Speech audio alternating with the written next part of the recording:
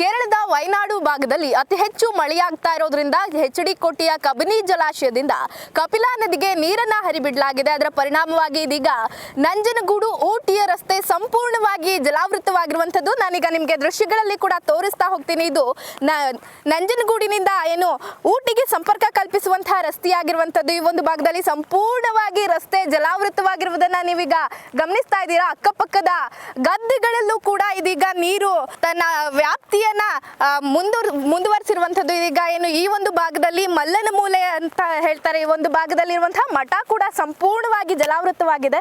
ಪ್ರತಿ ಬಾರಿ ಮಳೆ ಬಂದಾಗಲೂ ಕೂಡ ಇದೇ ಪರಿಸ್ಥಿತಿ ಆಗುತ್ತೆ. ಪ್ರತಿ ಬಾರಿ ಇಂತಹ ಸಮಯದಲ್ಲಿ ನದಿಗೆ ನೀರನ್ನ ಬಿಟ್ಟಂತಹ ಸಂದರ್ಭದಲ್ಲಿ ಈ ಒಂದು ರಸ್ತೆಯ ಸಂಪರ್ಕ ಸಂಪೂರ್ಣವಾಗಿ ಬಂದಾಗುತ್ತೆ. ಅದರ ಒಂದು ಪರಿಣಾಮವಾಗಿ ಮೈಸೂರಿನಿಂದ ಏನು ಊಟಿ ತಮಿಳುನಾಡು ಆ ಭಾಗಕ್ಕೆ ಹೋಗುವಂತ ವಾಹನಗಳಿಗೆ ಪರ್ಯಾಯ ಮಾರ್ಗವನ್ನ ಕಲ್ಪಿಸಲಾಗುತ್ತೆ. ಆ ಒಂದು ನಿಟ್ಟಿನಲ್ಲಿ ಇದೀಗ ಜಿಲ್ಲಾಡಳಿತ ಕೂಡ ಕಟ್ಟುನಿಟ್ಟಿನ ಕ್ರಮವನ್ನ ಕೈಗೊಂಡು ಕಡ್ಕೋಳ ಭಾಗದಲ್ಲಿಯೇ ಬ್ಯಾರಿಕೇಡ್ಗಳನ್ನ ಹಾಕಿ ಬೇರೆ ಒಂದು ರಸ್ತೆಯಲ್ಲಿ ಪರ್ಯಾಯವಾದಂತಹ ರಸ್ತೆಯಲ್ಲಿ ವಾಹನಗಳು ಚಲಿಸಬೇಕು ಅಂತ ಹೇಳಿ ಅಲ್ಲೇ ಪೊಲೀಸರು ಕೂಡ ವಾಹನಗಳನ್ನ ತಡೆಯುವಂತಹ ಕೆಲಸವನ್ನ ಮಾಡ್ತಾ ಇದ್ದಾರೆ. ಈಗೇನು ನದಿ ಸಂಪೂರ್ಣವಾಗಿ ತುಂಬಿ ಹರಿತಾ ಇರೋ ಪರಿಣಾಮವಾಗಿ ಸಾಕಷ್ಟು ಪ್ರಮಾಣದ ನೀರನ್ನ ಹೊರಬಿಡಲಾಗ್ತಾ ಇದೆ. ಒಂದು ನೀರು ಯಾವ ಪರಿಯಾಗಿ ಬಂದಿದೆ ಅನ್ನುವಂಥದ್ದನ್ನ ನೋಡ್ಲಿಕ್ಕೂ ಕೂಡ ಸಾರ್ವಜನಿಕರು ಈಗಾಗಲೇ ನದಿಯತ್ತ ಧಾವಿಸ್ತಾ ಇರುವಂತದ್ದನ್ನ ತಾವು ದೃಶ್ಯಗಳಲ್ಲಿ ಕೂಡ ನೋಡ್ತಾ ಇರ್ಬೋದು. ಈಗ ಸದ್ಯಕ್ಕೆ ಇಲ್ಲಿ ಮಳೆ ಬರ್ತಾ ಇದೆ. ಮಳೆಯಲ್ಲೂ ಕೂಡ ನದಿಯ ನೀರನ್ನ ನೋಡ್ಲಿಕ್ಕೆ ಸಾರ್ವಜನಿಕರು ಬಂದಿರುವಂತದ್ದು.